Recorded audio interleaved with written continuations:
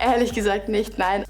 No. Noch nicht, nein. Ich möchte erst mal die Schule abschließen. Eher weniger, da ich jetzt erst 27 bin und ich weiß nicht, was in den nächsten 20, 30, 40 Jahren passiert, ob es das gleiche Pensionssystem noch geben wird. Es war immer irgendwas, was wie so ein Damoklesschwert über mir gehangen ist und ich mir gedacht habe, ich muss mir irgendwann darüber Gedanken machen und habe es immer von mir weggeschoben, weil ich es so komplex fand.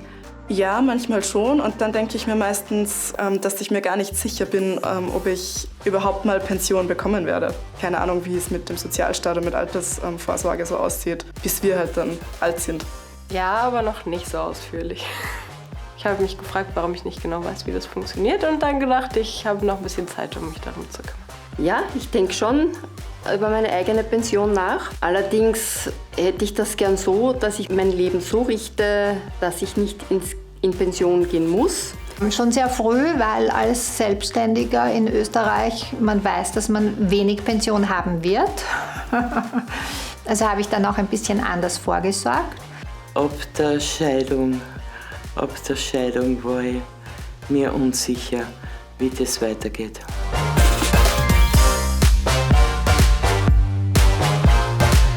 Sicher nicht und vor allem junge Frauen nicht. Ich nerv auch alle meine Freundinnen seither, dass sie doch bitte drüber nachdenken sollen.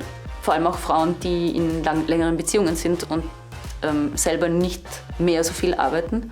Ich glaube, dass viele Frauen da vielleicht gar nicht so sehr drüber nachdenken oder nachdenken wollen, weil sie vielleicht auch ein bisschen Angst davor haben. Ich hoffe, dass es besser wird. In meiner Generation, glaube ich, hat man da weniger vielleicht drauf geachtet.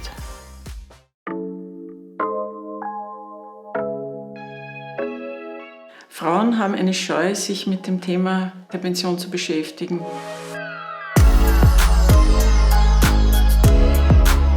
Das hat mehrere Gründe. Ein wesentlicher Grund ist, dass sie Angst haben, darauf zu schauen, weil sie eine niedrige eigene Pension befürchten.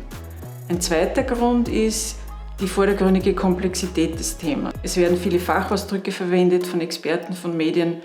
Da hat man Angst davor, sich damit zu beschäftigen. Aber natürlich liegt es nicht in erster Linie an den Frauen, diesen enormen Pensionsunterschied zwischen Frauen und Männern in Österreich zu verringern. Hier muss auf mehreren Ebenen angesetzt werden. Das eine sind zum Beispiel Unternehmen, die Frauen faire Löhne zahlen müssen und ihnen auch Aufstiegschancen ermöglichen.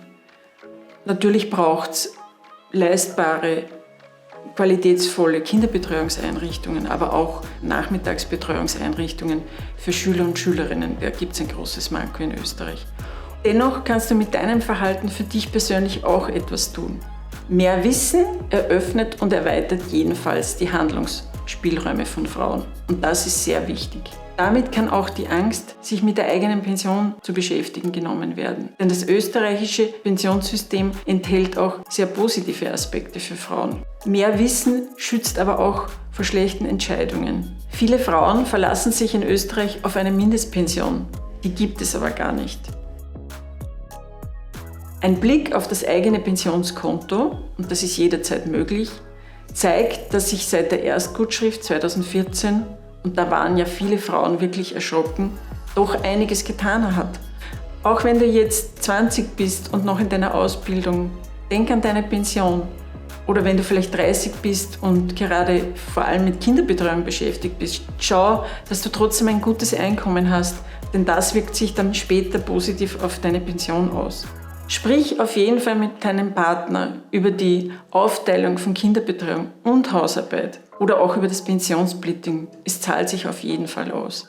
Es ist jedenfalls nie zu früh, sich Gedanken über die eigene Pension zu machen.